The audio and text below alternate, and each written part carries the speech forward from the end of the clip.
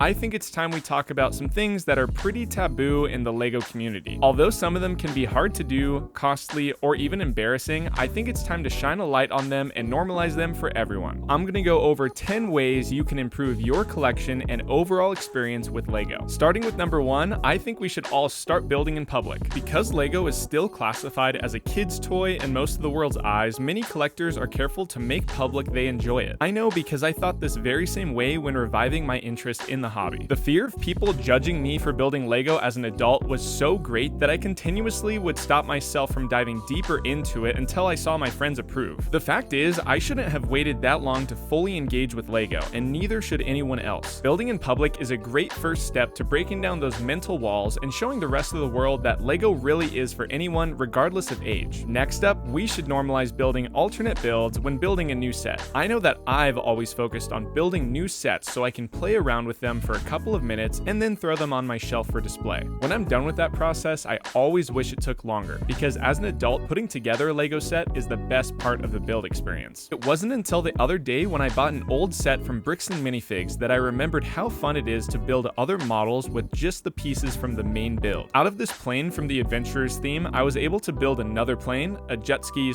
/ airboat, and this helicopter thingy. Unlike sets like that one back in the day where you just were able to dump out all the pieces from the box, I feel like we're a little limited to build alternate builds nowadays because we don't really have access to all the pieces until the final couple of building steps. I assume this is the main reason we've stopped seeing designer-created alternate builds in sets. Regardless, I think that creating alternate builds before or after the main set is finished would help us slow down the build experience and enjoy some more creative expression before setting our eyes on an entirely new set. Now, once you're done with that lovely experience, it's time to play with your set. To some, this may not seem like a crazy suggestion, but to others of you who prefer to simply display your models, this advice might sound foreign. Like I said earlier, collecting LEGO is fun, but with so many people coming into the space and many of those being into it strictly for the value each set holds, the mood can get pretty serious at times. So serious that we forget these sets were designed to be played with. It can be dangerous when we just buy sets, sealed or unsealed, to grow their value because it takes the play out of a hobby that was literally built around it. If you didn't know, LEGO literally translates to play well in Danish. So I want to suggest, when you do something as simple as rolling a LEGO car back and forth or swooshing a ship around your room, it can make LEGO that much more enjoyable. Idea number 4 is something that a lot of you won't like to hear, but it's something we should all consider doing every once in a while. When that collection or display of yours is getting a little cluttered, consider selling the older sets that don't mean as much to you anymore. Now, yes, I understand the whole point of collecting LEGO is to add sets to your collection and not take them away, but hear me out on this. Say, for example, you have an old Slave 1 from 2000 that's not fitting in with your display. You can sell it to get some cash and create more room for the new Sith Infiltrator you're picking up May 1st. Now, the person who bought that Slave 1 from you is stoked they get to have a piece of their childhood back into their collection. Another rarer set that you're selling may sit for a while before it does sell, but that might help bring down the cost of other sets in the market just like it because now yours is in circulation. Just imagine if everyone in the community sold their older sets or minifigures that they didn't have an attachment to anymore. Speaking of selling rare LEGO Star Wars minifigures for low prices, I'll be doing that very thing on my first live auction on Whatnot. Whatnot is a live auction app where fans of LEGO or any type of collector can buy things live straight from their favorite sellers. I'm hosting my first show as part of Whatnot's Star Wars Day programming, so my stream will be on Revenge of the 5th, Sunday, May 5 at 12 p.m. Pacific Standard Time. This is the perfect way for me to sell some of my old Star Wars figures along with some I got just for the stream. I'll also be giving away a ton of free LEGO. All you have to do is be present on the live and you'll automatically be entered to win brand new sealed Star Wars sets like these along with some other fun items. If you're a new user and sign up using the link down below in my description, you'll get $10 off your first purchase. And with that credit, you'll no doubt be able to buy one of these beautiful figures because I'll be starting out each auction at $1. You'll just have to pay tax and shipping. Also, with everything I ship out, I'll be throwing in Brickmaster Harry stickers totally for free. With the link in the description, you'll be able to check out my stream, but don't forget to bookmark it so you don't miss it. Thanks again to Whatnot for sponsoring this video. Number 5 is throwing your boxes away.